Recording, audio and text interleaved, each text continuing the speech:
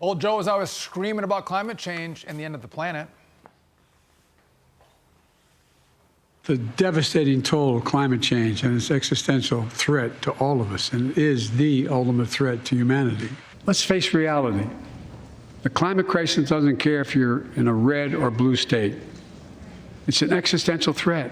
Climate change is literally an existential threat to our nation and to the world. I've toured many sites across the country that clearly show climate change is the existential threat to humanity. The existential threat to humanity. But if that's true, then explain this. The AP is reporting on a new study that finds despite Earth apparently warming at a record rate, there is no evidence of climate change accelerating. No evidence of climate change accelerating. Joining us now to help make sense of all of this is Center for Industrial Progress founder and CEO and author of Fossil Future, Alex Epstein. Alex, what the heck is going on here? I mean, how can we say the Earth is warming and again, there's no sign of climate change? Explain this to us. Yeah, so it's I highly recommend people read this story in AP or this alleged news, because it captures everything that's bad about thinking. So we can go over a bunch of it. But the part you asked about is basically there was an unusually large amount of warming last year. And what they're actually admitting is it's not because we discovered something new about CO2 emissions leading to more warming.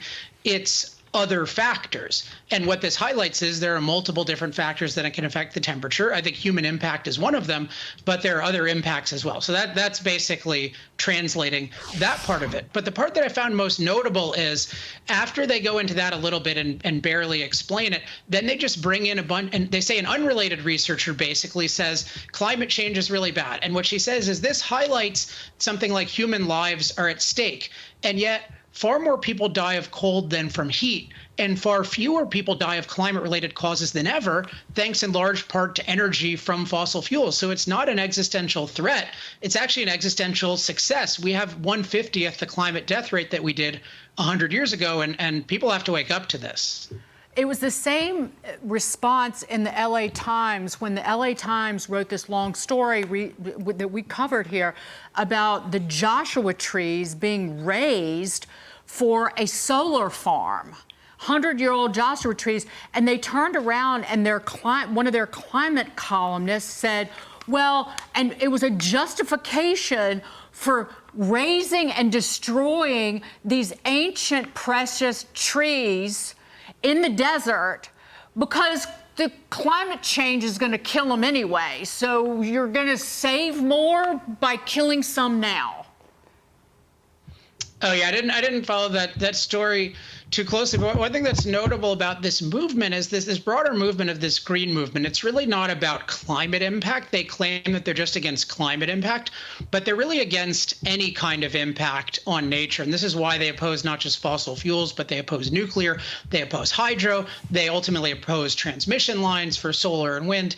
And so I think of it as a really anti-human movement that we should stay away from. And instead, we need to think of all these issues from a pro-human perspective. Let's carefully weigh the benefits and side effects of different forms of energy. And the reason one of my books is called Fossil Future is because I think if we do that, we see that fossil fuels are going to be the future, and that's going to be a good thing. Yep. What would be good also is if they just stopped lying to us. Yep. Alex Epstein, always a pleasure to see you. Thanks for being with us.